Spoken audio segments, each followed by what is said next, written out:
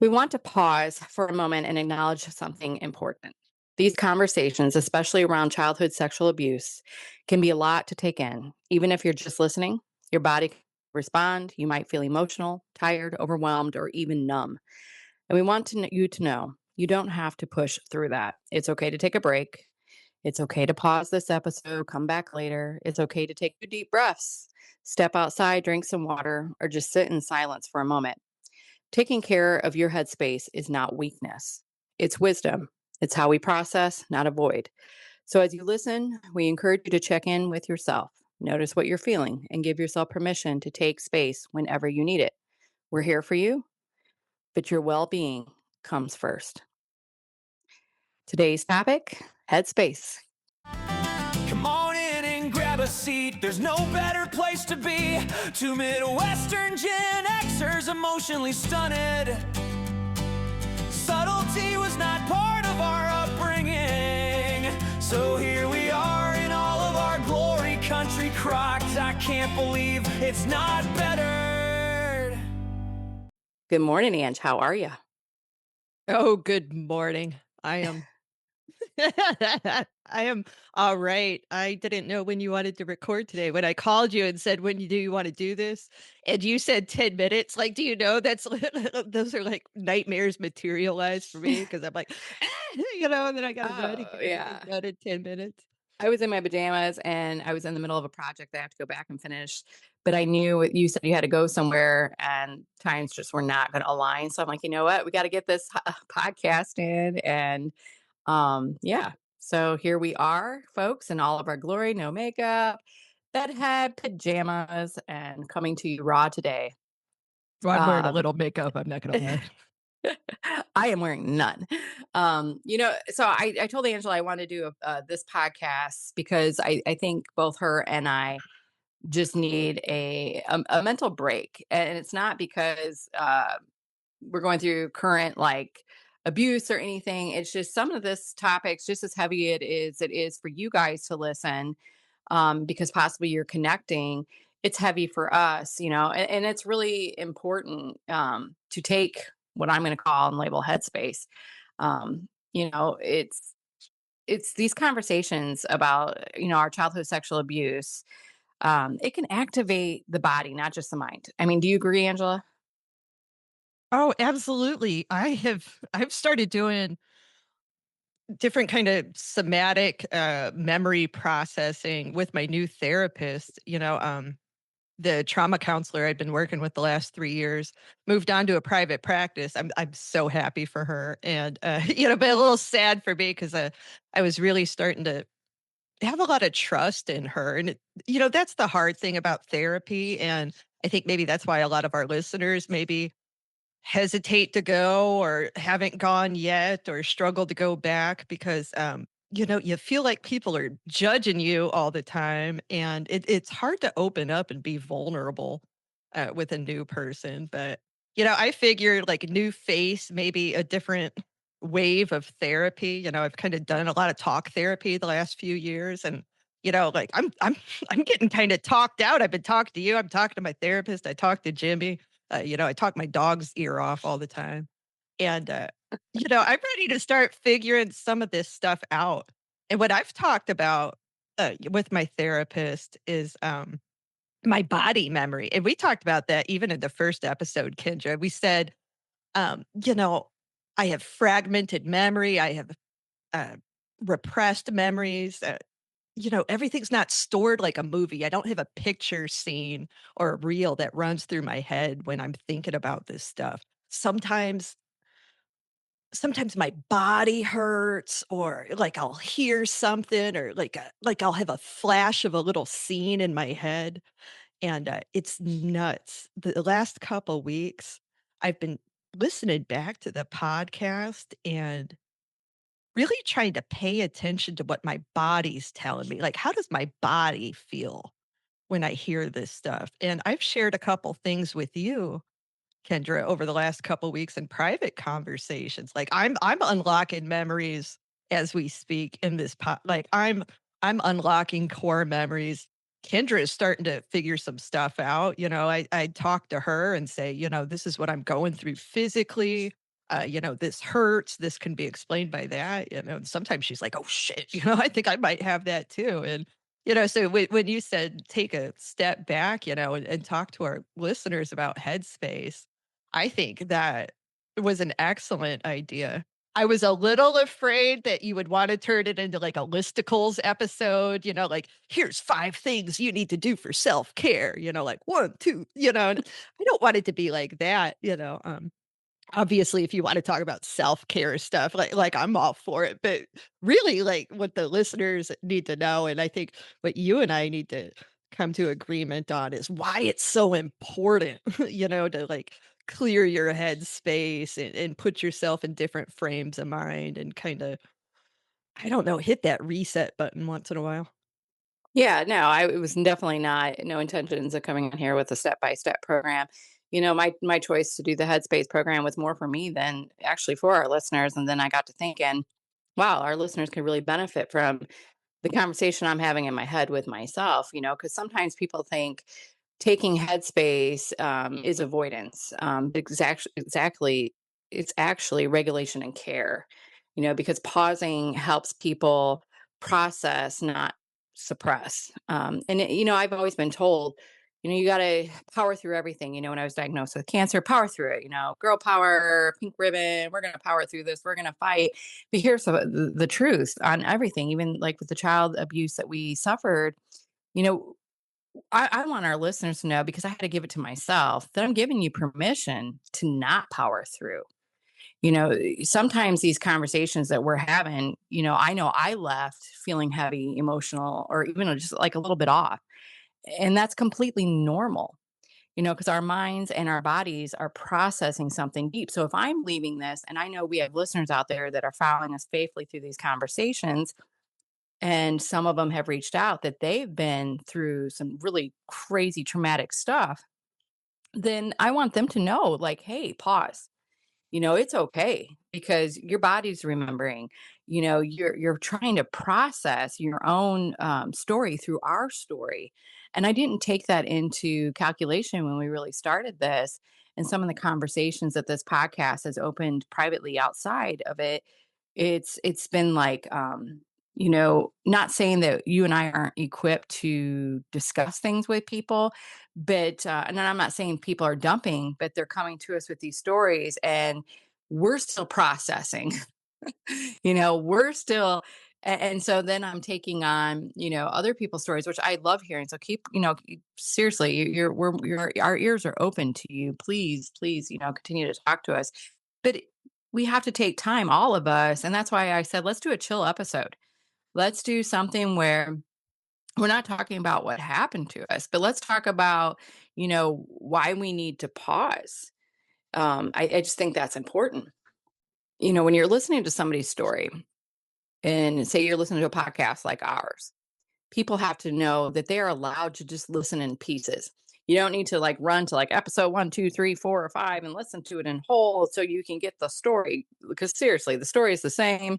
We're just talking about different points of the story.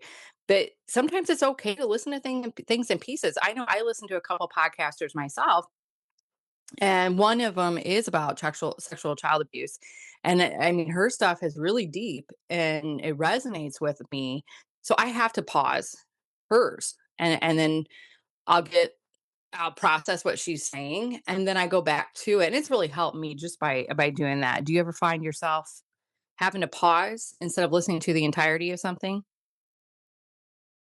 I do, and, like, I'll pause, I'll pull back. Sometimes, there's certain segments that I'll listen to on repeat, and I know sometimes some of you and you and some other people in my family, Kendra, like they worry that I ruminate. But man, I promise it's not that. Sometimes something just hits me and I feel I feel like I'm solving a puzzle, like maybe there'll be 5 minutes in an episode where like my body feels some kind of way when I'm listening to it. And like, I feel like I gotta keep going back, and listening to that same 5 minutes again, almost to where I don't even hear the words, and I could just, like, almost feel myself breathing and my heart beating and focusing on that. And, yeah, no, I get what you're saying, like, I do have to pull back, but then I feel like I gotta zoom in at, like, the super close up level and pull back out. And, I really feel like in this awareness, like in this communication I'm trying to do with myself and my body, that it is trying to tell me to get up, to move, to make change. And, when I'm so busy with life and kids and work and animals and podcast production, like it's hard for me to find the headspace myself to say like, "Hey, what's my body trying to tell me? What's God trying to tell me? What are these dreams trying to tell me?" Right. It like when I've got all these external stimuli, kind of muddying up the picture, like there's not enough quiet for me to, listen and be still. Yeah. Well, healing, it also looks like, 'cause part of why we started this podcast was, part of our healing journey, and to be able to talk about it and give each other a voice that we were never given. And I'm glad a lot of our listeners are finding their voice in our podcast. But I want also people to also know healing also looks like knowing when to step back, just like you said, listening to your body, listening to what God says if you're on a spiritual journey. Um, it's taking that time to decompress.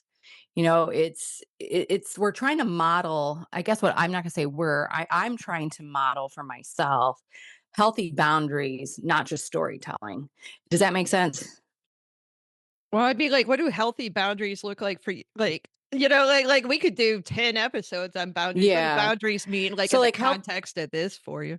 so healthy boundaries for this is like I remember calling you at the beginning of the week, and we are talking about what we were going to talk about, and you said we had the suggestion thrown out there, like, do we skip an episode? And because both of us were kind of, you were doing some digging, finding out some new things. I was um s- overwhelmed by life in general. And I knew, so that healthy boundary for me is I knew we couldn't, I needed to break from the childhood sexual abuse conversation, for me personally. So that was knowing like, hey, that's my healthy boundary. I need that. And then I came up with headspace because I'm like, well, if I need this, I'm sure our listeners need this. And so it kind of gave you and I this episode of just, talking about how that affects us, and feelings that we are, even I know you want to analyze some things and you'll go back and you'll listen to it over and over, but at the same time, even you recognize like, hey, I need a minute. I need a minute. Let me gather my thoughts on just what I found out, or this portion of the story, or something we've talked about. Because you're doing double talking. You're talking on the podcast, but you're talking to a therapist as well. And so when you're double talking, even that's like even putting more emphasis on your mind than it is mine. So I'm kind of glad we did this. Yeah, I mean, I came up with a really heavy revelation this week, and I am still processing it. And it's interesting to me, Kendra, we framed it this way with the listeners, but I don't know if they all realize or are aware that, prior to these last few months, you and I haven't talked extensively about our abuse, like you have bits and pieces and, you know, little movie clips in your head. And, I do too. They're not necessarily all at the same time. Sometimes you have memories where I don't have the same memory, but, I can figure out, just from a timeline perspective, where we were living, who was working where with the situation, and like we compare notes. And so, that's kind of what we've been doing the last few months, and we're learning a lot from each other in real time. And, you guys see a mostly polished, edited final product when we publish our podcast. But, there's a lot of it where Kendra and I cut out. We're like, "What?" Like, "What?" Like, "You gotta go back." Excuse or Kendra's favorite is, you gotta give me a minute to process this." Yeah, She's like, I "Hold on, try. hold on. You got hold." She's like, "You gotta tell me that heavy stuff before we record." So, I'm trying to be better with that. You are. You've been real good at me too. I mean, I agree. I've thrown some stuff out there where you've had to pause and be like, okay, I can't answer that one today, or I need a minute to process. You know, I'm going to go over some techniques I would like to discuss. I'm not giving anybody homework, and this is not a how-to book, like Angela said. She was afraid I was going to do. But I just wanted to share things that work for me. So I noticed, like this past week, especially, we had storms going on in the Midwest. That there's a lot of destruction, a lot of people I know lost their homes, and it's been a hard week, and we're in the midst of baseball season with my son in college ball, and my daughter's event, her new life, and I have to pause and say I have a new grandbaby. It's a four-legged cat. Oh I'm not a god. cat. You I'm about not. gave me a heart attack. I was like, "You're not gonna tell me that No, lie." oh my god, that would give me a heart attack. But no, it's She I'm have a not a cat. shotgun wedding. Yeah. I'm not a cat person, but I do love him. I'm so proud of you. You can adopt, and this is a side note from our headspace conversation. Adopt from your local shelters. She actually, that said she went into a shelter. There was all kinds of kittens, but she chose a 12-year-old old cat, and he's fat, and his name is Heathcliff, and he is Oh, my new grandchild. So I have to, so I had that going on this week too. So I had a lot of things going on, but some things I and for myself, and I have, I've gone to therapy like Angela, and they have helped. I know I've joked in the past, where I end up, being their therapist, which I do. The spiritual side of things, but they've also given me some really great techniques. I My biggest thing is my senses. And I know you talked about body memory, and I know there was an episode where you talked about the smells and how it triggered in our triggering episode. And I was having, I noticed, like, I was just like feeling chaotic this past week after our last episode. I think it was just so much information over the last course of a couple months here that we have talked, and like Angela said, there's a lot of stuff that gets said behind the scenes that we don't talk about, out of respect of others, that we're talking up through it to help us. So one of the things that I do, and I don't know if you do this, Angela, is I look around, and I'll name five things that I can see, four things I can touch, three things that I can hear, two things that I can smell, and one thing that I can taste, and I'll focus on it. And I actually just taught Jimmy that. oh, are you serious? That's Yeah. hilarious. So that is one of the things that I do. Do you find that helpful for you?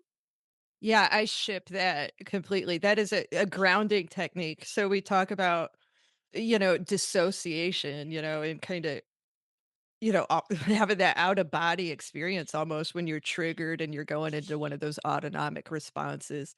But yeah, that's what you do to get yourself back in the moment. You got to leverage the senses that you have, and like when you could see things and you smell them, and like you have to concentrate on them, because like you said, you're picking out five things, four things, and so you have to be mindful and you're like, all right, like I see this, I smell this. But like it is the smells that really ground me. So we talked about smells being triggering. If we're going to talk about, ways to kind of pull you back in, like good triggers, green flags, whatever you want to call them, like have some good smells around. I like essential oils. I stopped using the diffuser because of the animals. It's not good for the Yeah, it's birds. not. Mm-mm. But, yeah, so, like, I'm not a health nut, people, but if you have animals, like, the oil diffuser is not good for the animals. It's not actually good for our skin either. I had one and my face broke out, and I Oh, didn't have any acne. And I'm like, what? Why do I have oh gosh. acne? So I stopped using it, but I do rub them on, like the essential oils. I do like That's what those. I do on my wrist or, like, right behind my Yeah, or the ears or or the the back of your temple. neck. I'll do peppermint, and there's a couple, but one of my favorite smells is I will buy every candle I can find, like that has this, or if I'll buy a bag of ungrounded coffee beans. I love the smell of coffee. There's something about it. if you close your eyes for me and I can smell just coffee, like fresh coffee, nothing added to it, it is just amazing to me. It grounds me. It brings me back to like it's like I'm sitting in a Zen garden or on top of a mountain with a fresh cup of Joe. I like it.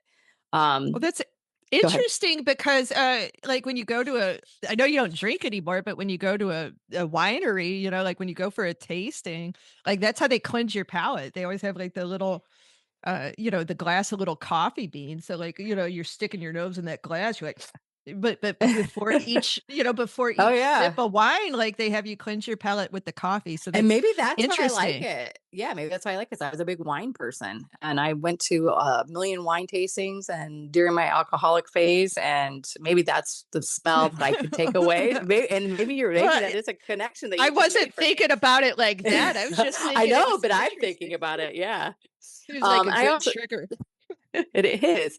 I also do intentional breathing, breathing is, like, amazing, and I taught my kids, because sometimes, I would have those panic attacks, so I had to learn how to breathe, um, and, so I try inhaling slowly through my nose, and then I exhale through my mouth, but my exhale, I do a count, and I've always taught my counts, I do counts of 4s, so I'll breathe in and I say, "Fill up your belly," and then as I'm breathing out, I will like 4, 3, 2, 1, and I'll breathe out. And I will do that in situations now that anger me. Like I had a situation outside of this, like it's been a long time, well, not long time, it's been a few months since something's really triggered me angry outside of our abuse.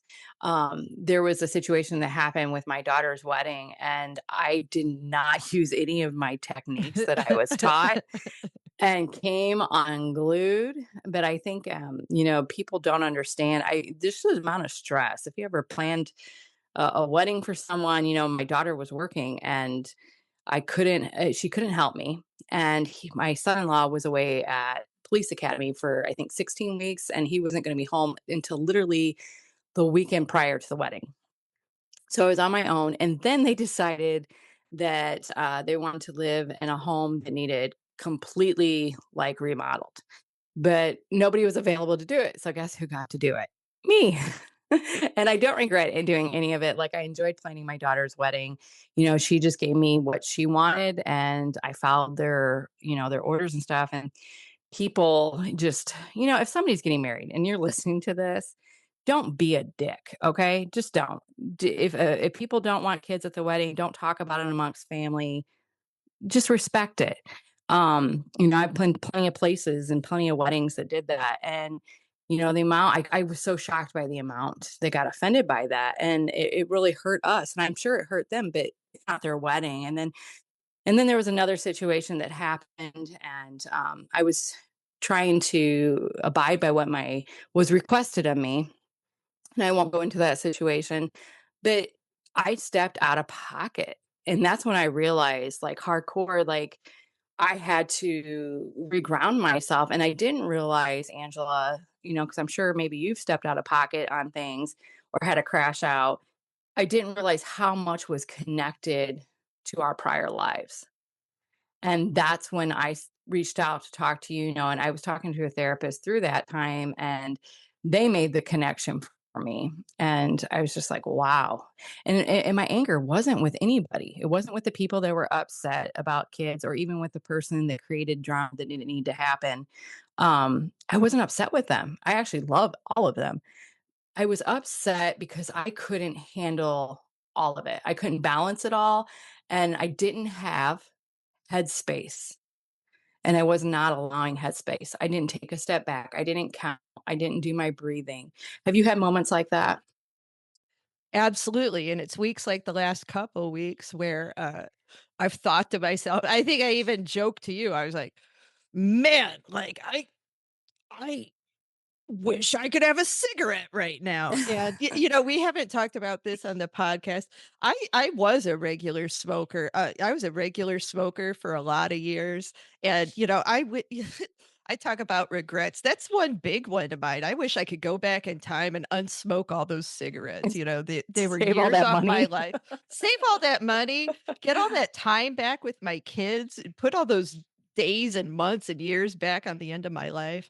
But I'm not going to preach to any of you guys out there. If you smoke, no judgment here. I did it for No. a lot of years.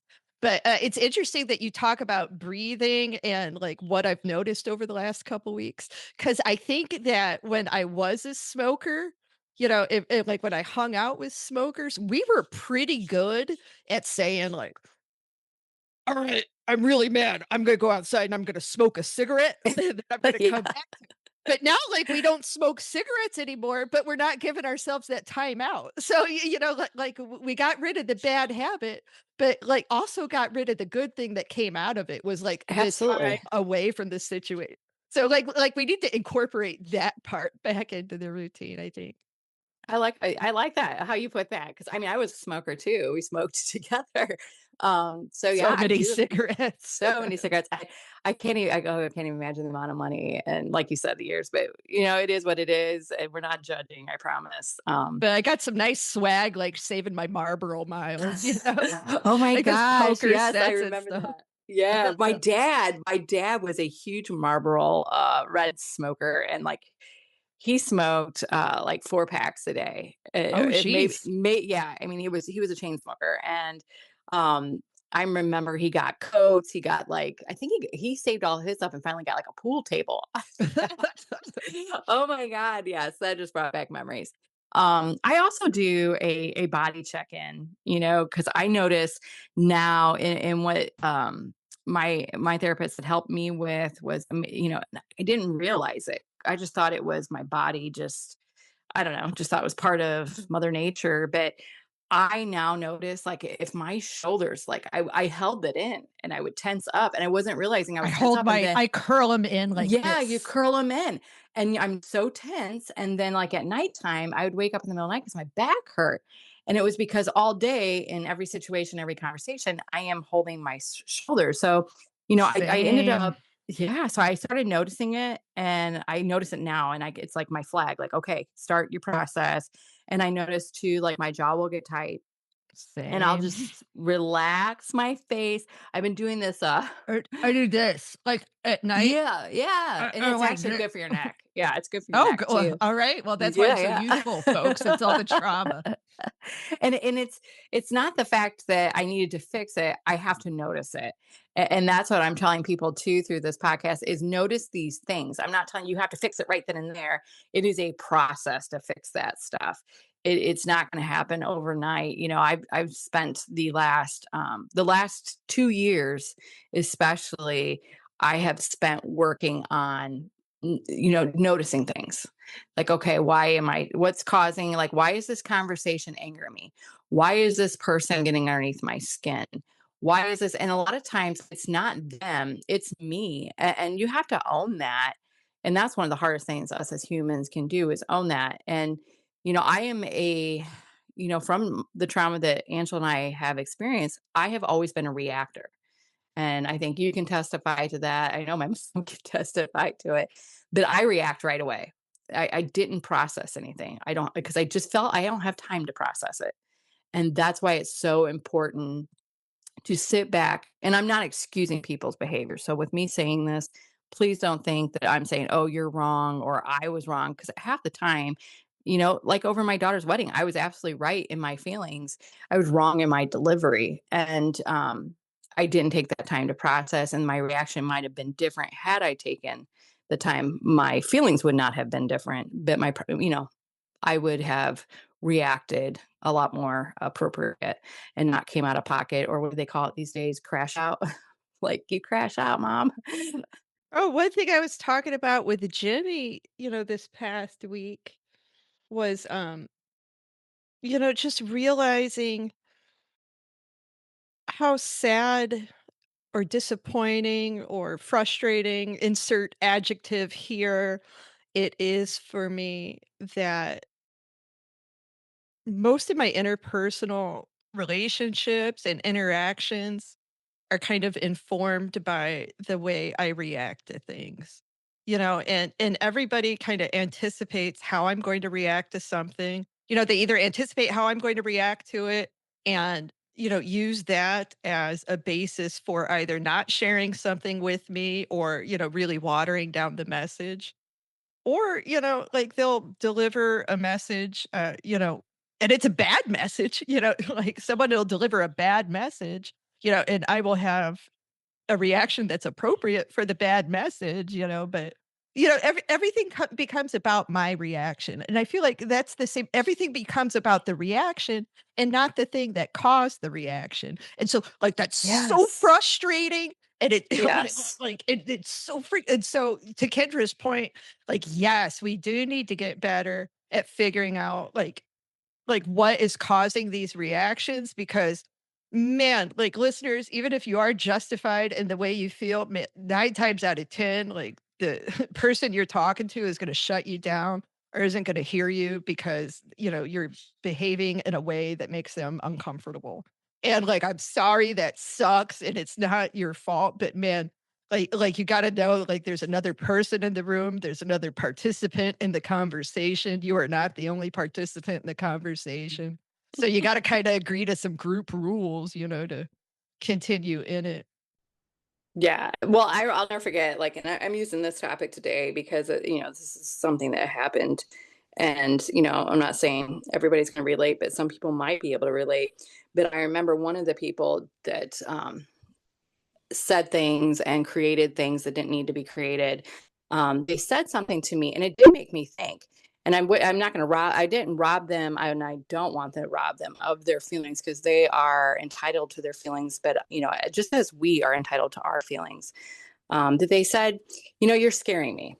Okay. Well, and that made me think and it made me pause and I got that and I understood that. And but at the same time, people, have to recognize when if you know somebody's story or if you know bits and pieces or somebody shared something with you, and maybe that's why we're so like, I'm not going to say vomiting, but maybe that's why we now move forward. And I do tell people flat out, like, hey, this is what's going on in my life. This is what's happened to me. I don't tell them in details our story, but I tell them now, like, hey, I know I had a situation with my one mother-in-law and nothing bad, just over like some flowers situation. And I finally paused for the first time in like 30 years I've known her and said, hey, listen, I know I've never, basically never said this, but I have anxiety. I have high anxiety. I have OCD horribly. And I didn't tell her why, because it's nobody's business why unless I want to share it. But I just said, hey, can this moving forward, can you do things this way with me? Because this is how I am. And I'm working on it, but it's still how I am.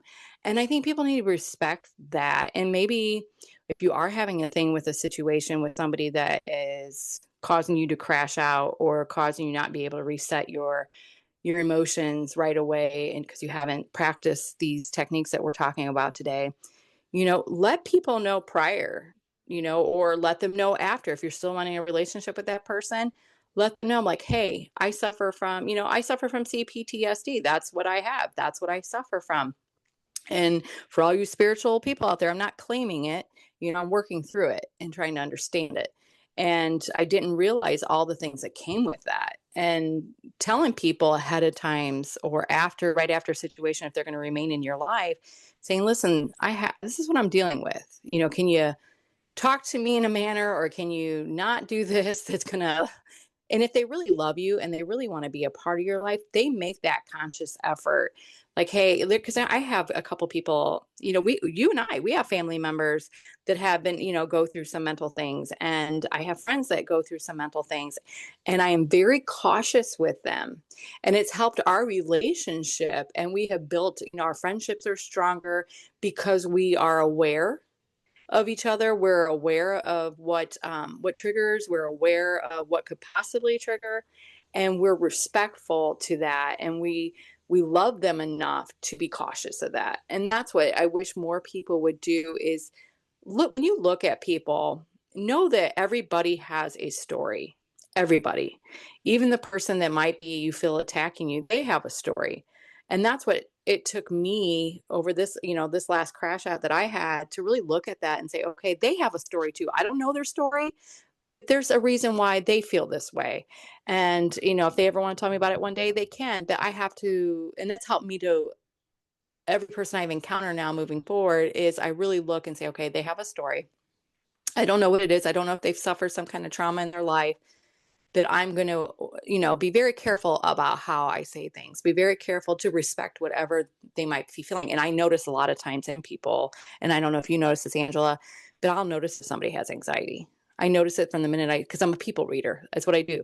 And I read them and I'll know if they've suffered something or if they're hurting from something that not that I've caused, but just walking in on a conversation, I can tell if somebody's hurting inside over something.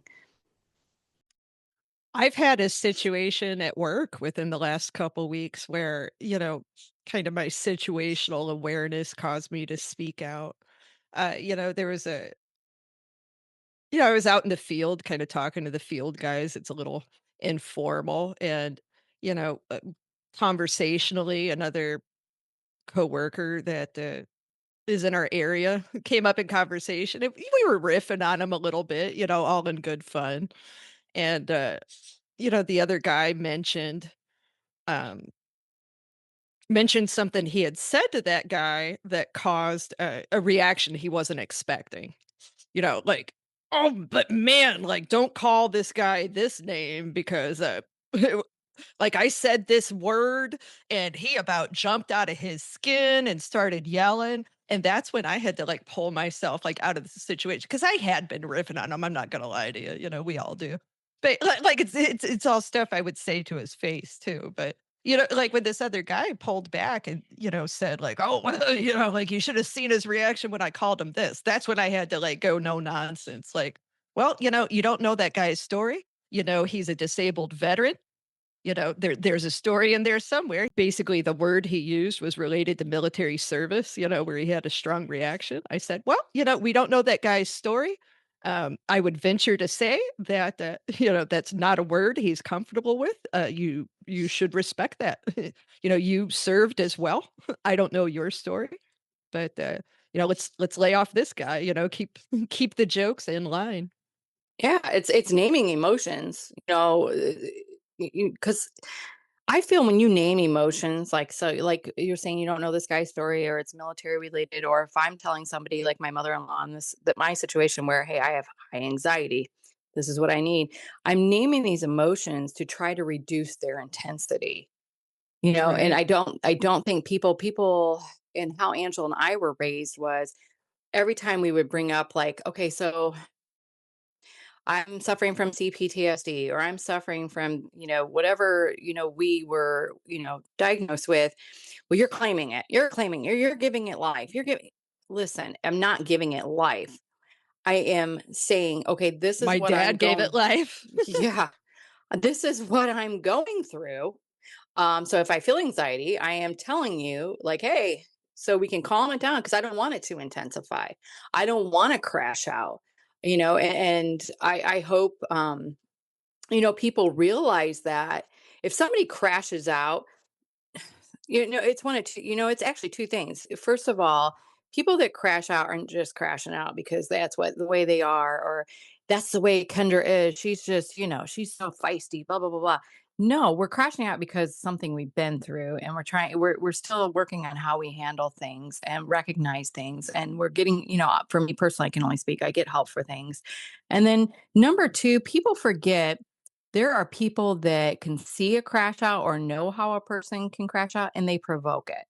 And I am sorry if you have that in your life. And I guarantee we all do. We all have those people in our life that Crazy makers.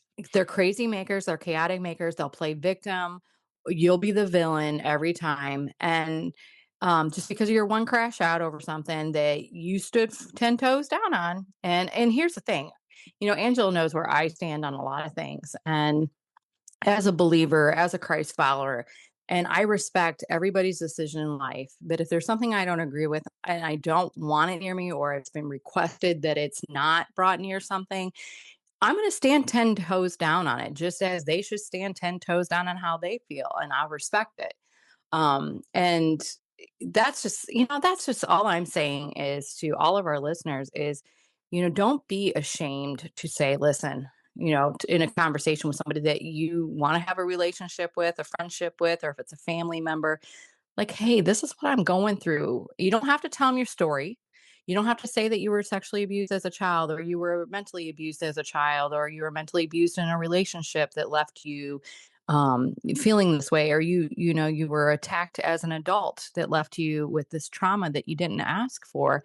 But you can tell people like, "Hey, this is an emotion that I suffer from. I'm working on it. Can you just please be softer about things with me, or approach me differently, or give me a minute to process, or not go talk about me behind every family member because of a decision that we made." That's the biggest thing, especially in families. Not so much about friendships, but families, even ours included, are it's just family should be a safe place. It should be a respectful place, and sometimes it's not, and that's what's hard, especially when you we have our story that we have. It is not easy to be the us in our family, because it's almost like we're isolated or alienated once we name things, once we say how things are. And if your family is doing that to you, I apologize. But I have found too that I have got amazing friends that have replaced family for me. I have, and you'll always have the family members like Angela and I have each other. We have an amazing cousin, another cousin, that the three of us have always grown up together. We have, just the other day, Three Musketeers. the three Musketeers were very close in age, and it was funny because he's a male, and he has become quite the, homesteader. And I'll call Angela, or she'll call me, or he calls us, and we all share funny stories. We don't talk about each other. We help each other, and that's what family should be. So I called Angela the other day, and I was like, "Did so and so call you and try to get you to get 15 chickens to start homesteading in your backyard?" And she's like, "No, no." I'm like, "Well, he's trying to talk me and tells me I need a hen house, I need a cage for these things, and I'll have all these eggs, and I can sell them to neighbors."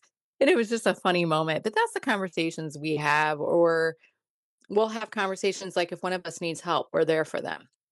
That's what family should be, folks.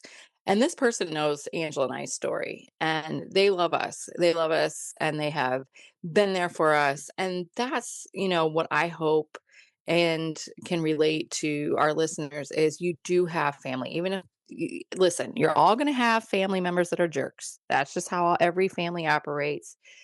But you're also going to have family that really see you for you and can understand you, and really are gonna go to bat for you and love you, and those are the people you need to focus on. You know what kills me? Like, let me come in here with a little science. Like I've been laying off the science, but let me come in with some science. Like we were talking about kind of being ostracized within our own family over mental health disorders or this, that, and the other. Like I was talking to your mom about autism and, that blew her mind. She's like, you don't have that, and I'm like, yes, I do, and she's like, well, like you can be healed of that. And I'm like, no, like there's nothing to be healed of because there's nothing wrong with me. And she's like, then why are we talking about it? And I'm like, fine, whatever. But then like with the PTSD, it's not just like PTSD is grossly misunderstood by a lot of people. And so there's PTSD and there's complex PTSD. And Kendra and I would both have complex PTSD. Traumatic events happened repeatedly during our childhood when our brains were still forming. So one of the things I struggle with a lot is memory. Like and it's not just repressed memories from when I was a kid, it's memory now. I'm not a dumbass. This is not something that can be therapized away on a leather couch. Like, there's no amount of Zoloft that is going to fix my brain. Like, no number of hands on a church are going to fix it. But, like, the real science of it, folks, when you're a child and your brain is repeatedly saturated with cortisol. That's your stress hormone. When you're enduring trauma as a child, your body produces a stress hormone. That's cortisol. Your brain is still developing. When it's getting saturated with this stress hormone, it damages your hippocampus. That's a part of your brain where memories are stored and processed. So, like, treat think of your hippocampus like your short-term memory, like it's the RAM on your computer, like all those open tabs you have. What happens at work when you don't like shut your computer down the right way or apply your updates or log off? Like when you just leave your computer on all the time, like that shit starts bogging down, it's lagging, it's going crazy. You have files that like crash. The thing is, when you have complex PTSD, that little memory center in your brain is damaged. That little circuit board is damaged. So when you go to bed, like a healthy person basically unloads like all that day's memories from their hippocampus and they get processed in your long-term memory. Well, so one, our little processing center, like the circuit board's fried. One, and two, if she and I aren't getting good sleep at night, the memories that we are able to kind of collect aren't really getting processed and stored the right way anyway, because we're not going into that deep sleep. So that said, that doesn't mean Kendra and I can't remember new stuff. It just means sometimes it's harder to remember like basically it takes more repetition. We have to do things like a bunch of times, like to where it becomes like muscle memory or rote memorization. And like it really sucks that people don't understand that and they think PTSD is just you being mad all the time and stuff. Like it is a real physical limitation that's hard to work past sometimes. And the flip side of that is sometimes like when you're hanging out with the wrong people, man, they can gaslight the F out of you, and say like, oh, well, that's not how it happened, or you're remembering things wrong, or how bad you are with it's like people know that you have CPTSD and struggle with that memory. And bet like they will just twist that shit to their advantage. Like, oh well, like you can't believe anything she says, her brain's like Swiss cheese. Like that's messed up. Like, the stuff I remember it great.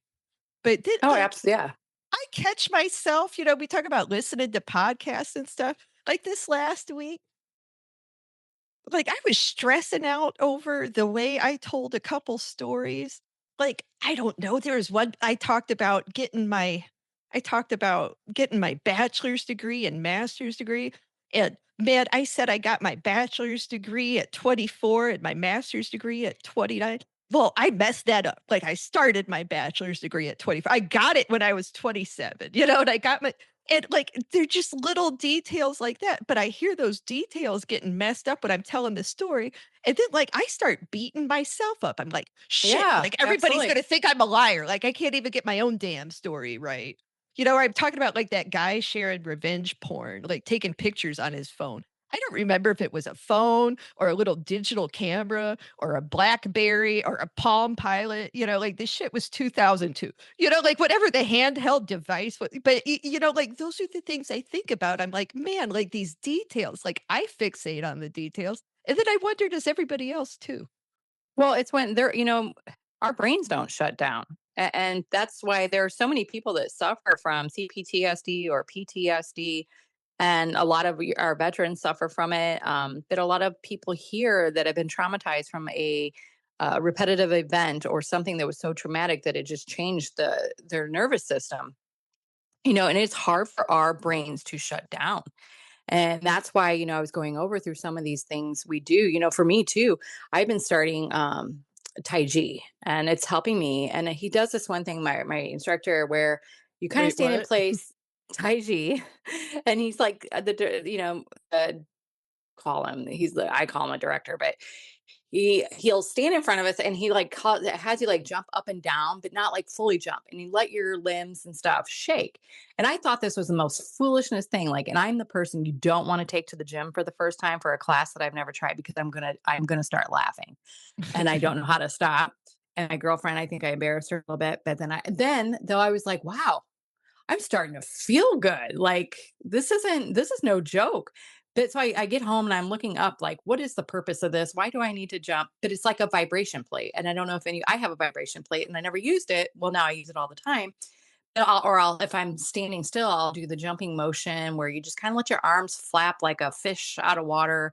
But it's releasing, this energy that's built up in you, like, from us tensing our shoulders, from us clenching our jaw, and it's relaxing and it really releases. So that's another, thing I'm gonna throw out there if you want to try it. It works. I think it works. So like you were saying, people that know that they know or about a little bit about what you have, and they'll start gaslighting you.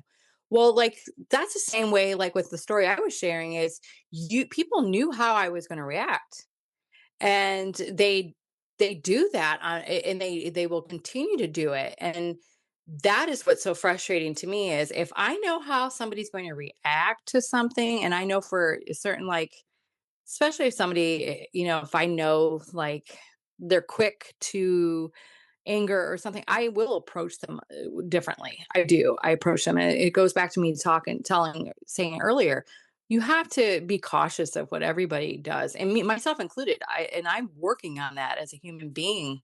I think the world would be a better place if we would not laugh off autism or laugh off these mental illnesses. They're very real. And I know a lot of people will say, I'm sure you've heard this, Angela, and our listeners have heard this. Well, this wasn't like this back then. All these things that people have, this mental illness, blah blah. No, No, it they just beat the was. shit out of him back then. Yeah, or they stuck them in an asylum somewhere, or they beat the shit out of them, or you made fun of them, or it did exist.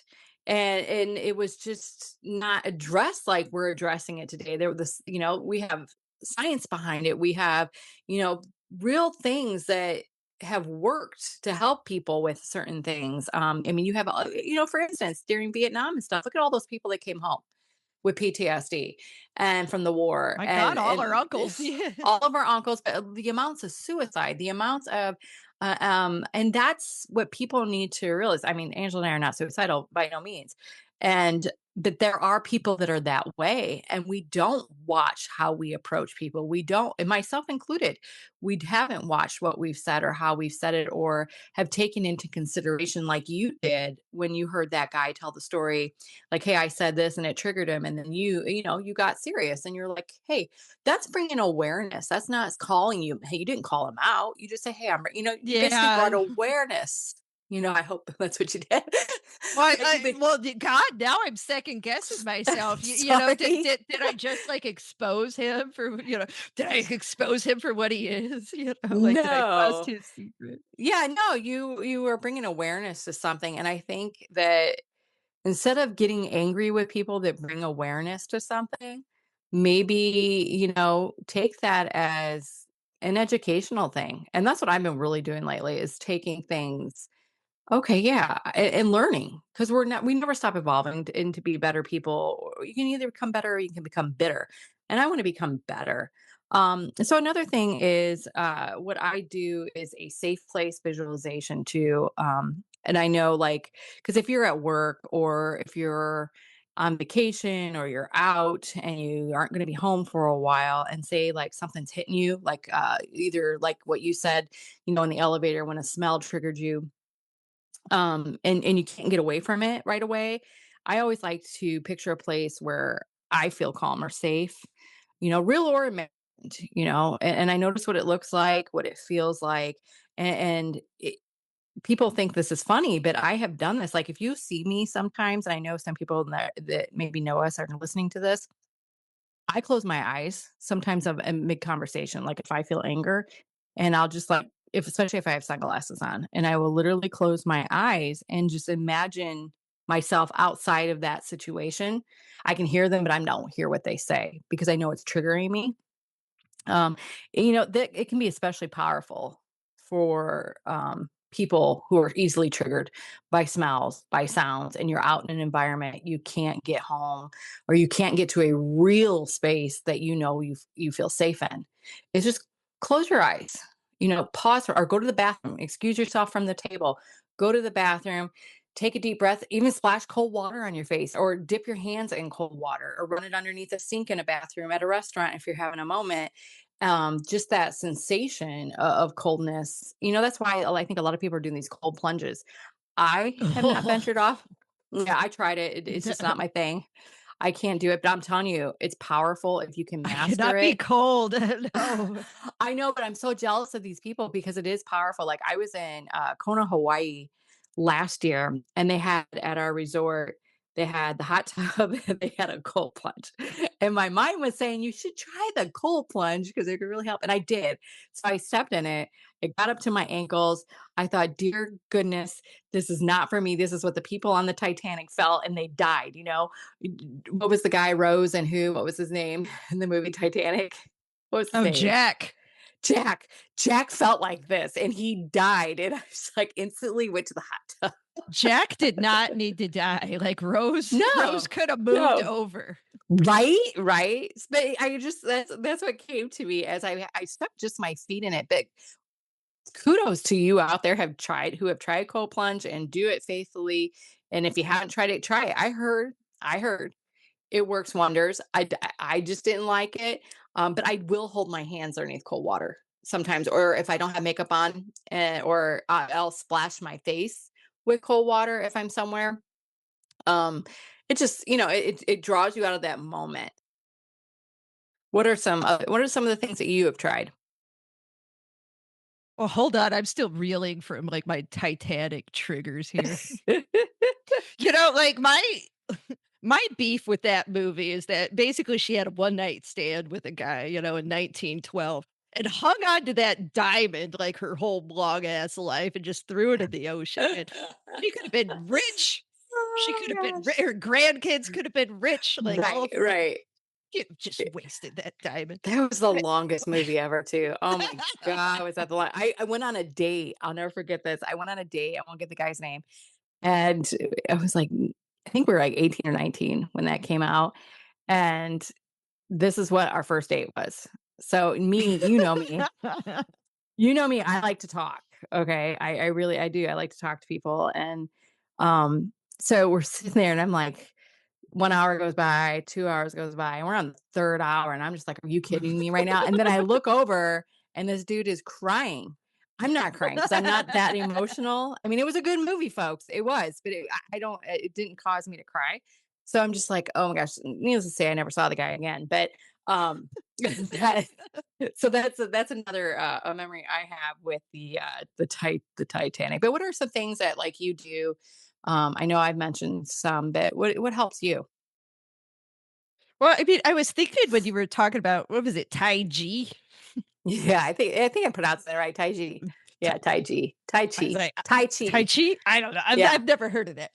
But, Google it. like, it's interesting. You were talking about, like, the jiggling and stuff and, like, releasing the energy, and that kinda ties in with what I've been feeling this week. I haven't been, like, reading any stuff or, like, following any scholarly journals. I'm just kinda, like, working with how I feel and what my body's doing. But, we talked about our shoulder pain and our jaw pain.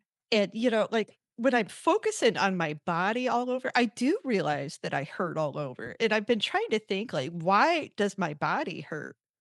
And when I'm really focusing on it, I can tell, like, oh, well, my shoulders are curled in.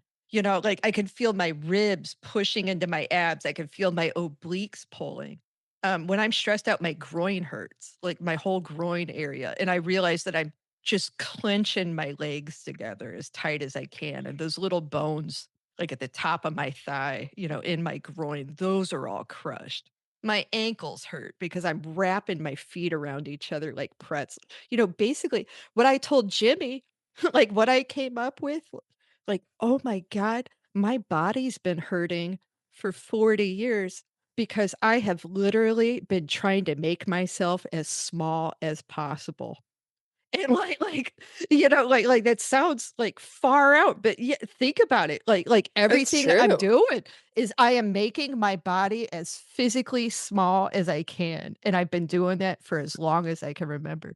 So like something I do to get out of that moment, that panic moment, when I do breathe, and I take that deep breath, like I don't just take a deep breath, I allow my body to feel it. So like when I pull that breath into my lungs, I spread my chest out, I spread my shoulders out, it's like like, I'll sit up in my chair and I just start rolling my shoulders around and flicking my wrists, and I'll roll the other shoulder around and flick and release all that tension.